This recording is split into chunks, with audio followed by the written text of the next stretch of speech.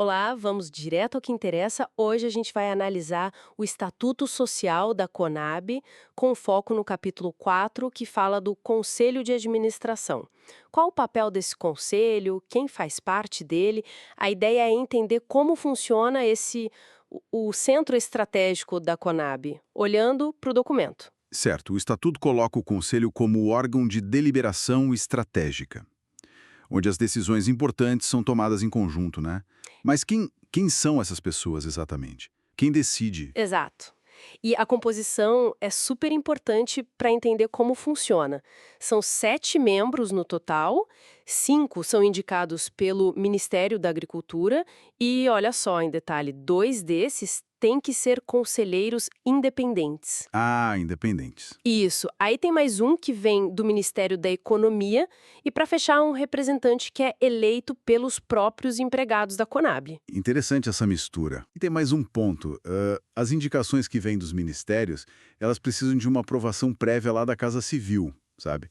Antes de confirmar. Entendi. Parece que buscam um equilíbrio, né? Com gente de vários lados. Mas o que quer dizer, na prática, um conselheiro ser independente?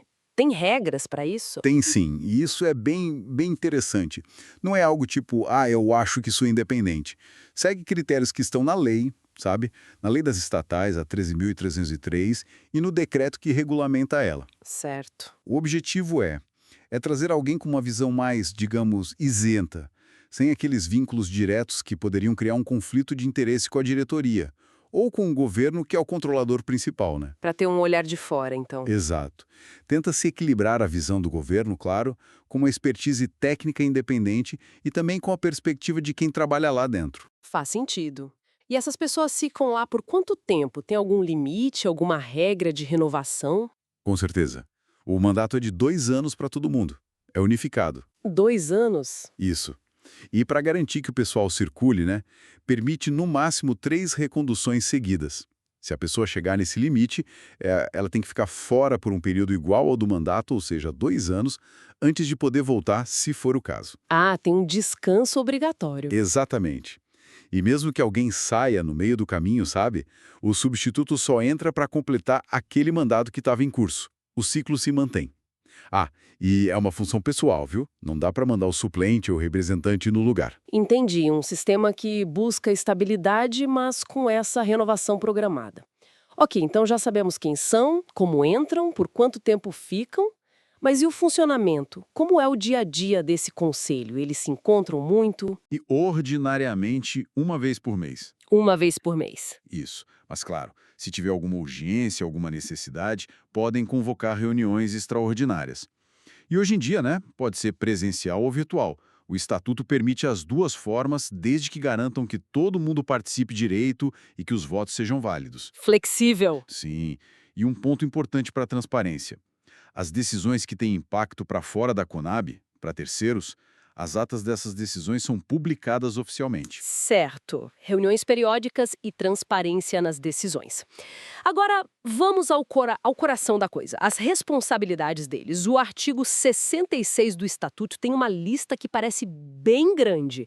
É aí que está o poder de verdade, né? Sem dúvida alguma. A lista de competências lá no artigo 66 é extensa, sim. Mostra bem o peso estratégico do Conselho. Se a gente agrupar as funções principais, eles têm que fixar a orientação geral dos negócios, sabe, o rumo da empresa, e fiscalizar bem de perto a gestão da diretoria executiva. Fiscalizar como, por exemplo? Um exemplo bem forte. São eles que elegem os diretores executivos e também podem destituí-los. Isso já mostra o nível de controle, né? Nossa, é bastante poder. É. E não para por aí. O Conselho aprova e depois acompanha as políticas mais críticas, gestão de riscos, o programa de conformidade ou compliance, como o pessoal chama, a política de dividendos, os planos estratégicos tanto os anuais quanto os de mais longo prazo. Decisões bem estruturais mesmo. Exatamente. Esse também tem que dar o aval para operações maiores com bens da Conab, tipo vender um imóvel importante ou outros ativos grandes que não são do giro normal. Entendi. Supervisionam todos os sistemas de controle interno, com foco bem claro em prevenir fraude, corrupção, esses problemas.